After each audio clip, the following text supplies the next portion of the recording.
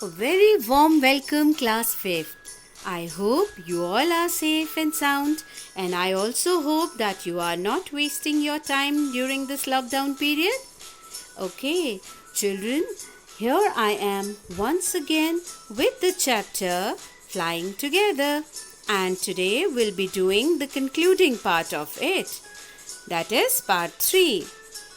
So, children, in this story, we met some characters. हम इस कहानी में कुछ पात्रों से मिले, जैसे गीज. आपको पिछले वीडियो में मैंने बताया था कि गूज का प्लूरल गीज होता है और गूज डक के जैसे दिखने वाली चिड़िया. तो इस कहानी में जो ये गीज हैं, ये अपने एल्डर का यानी बड़े का कहना नहीं मानते, और जब उनको जो एक और कैरेक्टर हैं वाइज ओल्ड गूज, बुद्धिमान बूढ़े गूज, उनकी ये बात नहीं मानते. वो ये उन्हें समझाते हैं कि इस क्रीपर को हमें डिस्ट्रॉय कर देना चाहिए, लेकिन ये उस क्रीपर को डिस्ट्रॉय नहीं करते और वो क्रीपर अपने आप को वाइंड अप करते हुए पेड़ के टॉप तक पहुंचा देता है और बहुत ही स्ट्रॉन्ग हो जाता है, इतना स्ट्रॉन्ग जैसे कि एक रोप हो. और तब क्या होता है, एक और कैरेक्टर कहानी में आता है और वो है हंटर.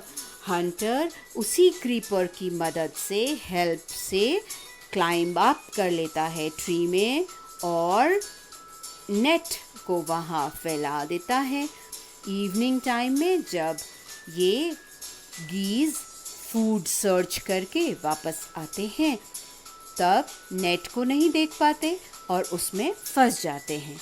ये सारे गीज तब हेल्प हेल्प ऐसे चिल्लाने लगते हैं और वाइज ओल्ड गूज की तरफ देखने लगते हैं मदद के लिए.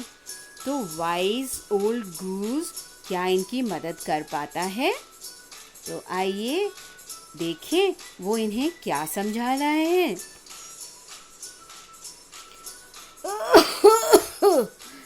Then listen carefully. When the hunter comes, you must all pretend to be dead. Just lie still. Then hunter will not want dead birds. He will throw us to the ground. It will then be easy for him to climb down, collect the dead birds and take them home. When the last of us has been thrown down, we must quickly get up and fly away. तो ये जो wise old गूज है वो geese को बोलता है, ध्यान से सुनो, लिसन केयरफुली. जब हंटर आएगा तो हम सब प्रिटेंड करेंगे. प्रिटेंड माने दिखावा करेंगे कि हम सब डेड हो गए, मर गए हैं, मर चुके हैं. तो हम ऐसा दिखावा यानी प्रिटेंड करेंगे. जस्ट लाई स्टिल, बिल्कुल शांत पड़े रहना. हंटर को डेड बर्ड्स की ज़रूरत नहीं होगी. तब वो हमें ग्राउंड में फेंक देगा. थ्रू का पास्ट टेंस है.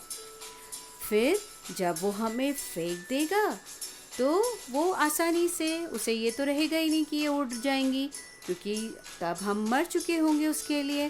तो वो क्लाइंब डाउन करेगा, नीचे उतरेगा और हमको कलेक्ट करके घर को ले जाने की सोचेगा.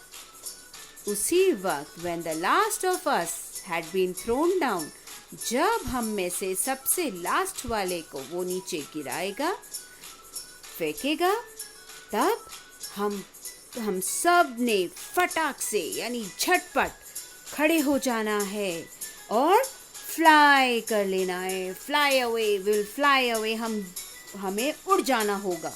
तो वो देखो कितनी मज़ेदार बात उन्होंने, कितना एक अच्छा आइडिया उसने ओल्ड गूज ने उनको सुझाया. तब क्या होता है? In the morning, the hunter came to the tree and climbed up. He looked at the geese in the net. सुबह के वक्त हंटर आता है और पेड़ पर क्लाइंब करता है। देखिए, again with the help of the creeper की हेल्प से वो वापस क्लाइंब कर रहा है पेड़ पर। And he looked at the geese in the net. वो गीज को नेट में जो गीज फंस जाते हैं उनको देखता है। पर क्या? They are all dead. ये तो सब मर चुकी हैं। तो हंटर को वहाँ सारी चिड़िया मरी हुई दिखती हैं, क्योंकि वाइज ओल्ड गूज ने कहा था ना। हाँ, तो अब की बार गीज ने उनकी बात मान ली। He threw them out of the net one by one. The birds lay still until the last one had been thrown down. तो हंटर ने क्या किया?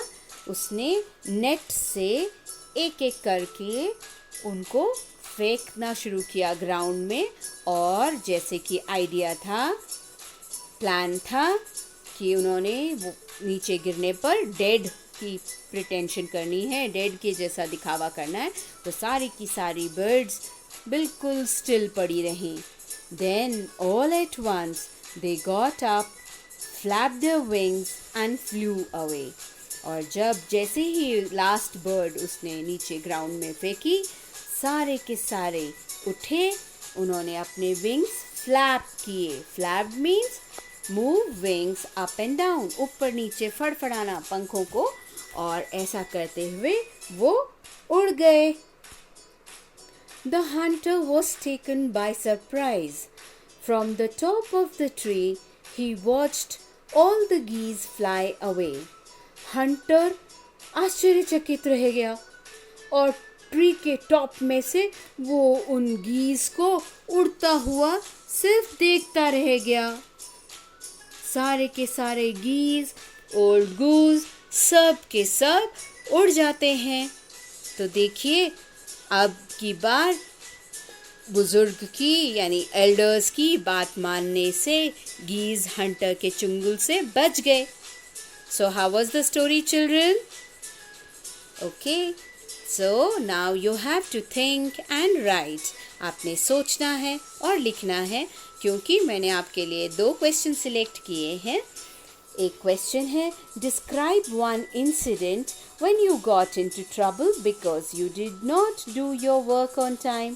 आपने एक ऐसा इंसिडेंट यानी घटना का वर्णन करना है जबकि आप ट्रबल यानी मुसीबत में फंस गए क्योंकि आपने अपना समय पर काम नहीं किया।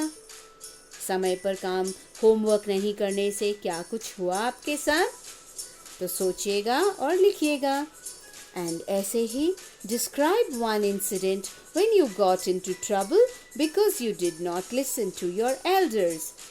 एक और ऐसी घटना का वर्णन आपने करना है जबकि आप ट्रबल में फंस गए क्योंकि आपने एल्डर्स यानी बड़ों का कहना नहीं माना। आपने देखा ना, इस स्टोरी में फ्लाइंग टुगेदर में गीज ने ओल्ड गूज की बात पहले नहीं मानी, क्रीपर को डिस्ट्रॉय नहीं किया, तो हंटर उसी क्रीपर की मदद से पेड़ पर नेट फैला के चला जाता है और वो सारे के सारे गीज उसमें फंस जाते हैं और बाद में उन्हें रियलाइज़ होता है अपनी मिस्टेक का कि हमें एल्डर्स की बात सुननी चाहिए, और इस बार वो ओल्ड गूज की बात सुनते हैं और हंटर की चुंगल से बच जाते हैं। तो ऐसा ही एक इंसिडेंट आपने लिखना है। Let us practice some WH questions. Children, अभी पिछले वीडियोस में भी हमने WH questions की प्रैक्टिस की है, तो here is some more question for you to practice. Look at this picture, children. तो here are some answer about this given picture. इस given picture के बारे में, इस picture के बारे में आपको कुछ आंसर्स दिए गए हैं। You have to frame questions for them. आपने उनके लिए क्वेश्चंस बनाने हैं। पिक्चर एंट की है ना? तो फर्स्ट क्वेश्चन जो आपने बनाना है वो इस आंसर के लिए है, the colour of the ant is black. Ant का कलर काला है। तो क्या क्वेश्चन बनना चाहिए? चलिए, इसमें मैं आपकी पहले क्वेश्चन में बनाने में मैं मदद करती हूँ। हमारा क्वेश्चन हो सकता है या होगा, What is the color of the ant? Colour, ant का कलर क्या होगा? तो क्वेश्चन वर्ड आया what। तो अब आप बनाएंगे इस आंसर का question. It lives on land। ये लैंड पर रहती है। तो क्या बनना चाहिए question? It has two long antenna। इसके पास 2 लंबे एंटेना होते हैं। सिर के ऊपर 2 एंटेनास दिख रहे हैं आपको। हाँ, तो इसके पास 2 एंटेना होते हैं। तो हम क्वेश्चन क्या बना सकते हैं हिंदी में? इसके पास क्या है? तो आप सोचिए इंग्लिश में क्या WH क्वेश्चन आना चाहिए। It crawls on the ground। ये ग्राउंड पर चलती है। तो ये कहाँ चलती है? It eats sugar। ये शुगर खाती है।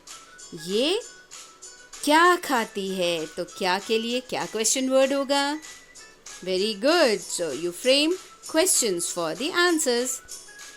Okay. So some more questions for practice. आपने fill in the blanks करना है again with the question words. Question words जो हमने सीखे उन्हीं से आपने इन blanks को fill up करना है। जैसे कि डैश डू यू प्ले, तुम कहाँ खेलते हो या तुम क्या खेलते हो। तो क्या क्वेश्चन वर्ड आप लिखेंगे यहाँ पे? ऐसे ही डू यू गेट अप, तुम कब उठते हो। तो कब के लिए क्या क्वेश्चन वर्ड होना चाहिए? Dash do you have for breakfast, तुमने ब्रेकफास्ट में क्या लिया या क्या किया। तो क्या के लिए क्वेश्चन वर्ड?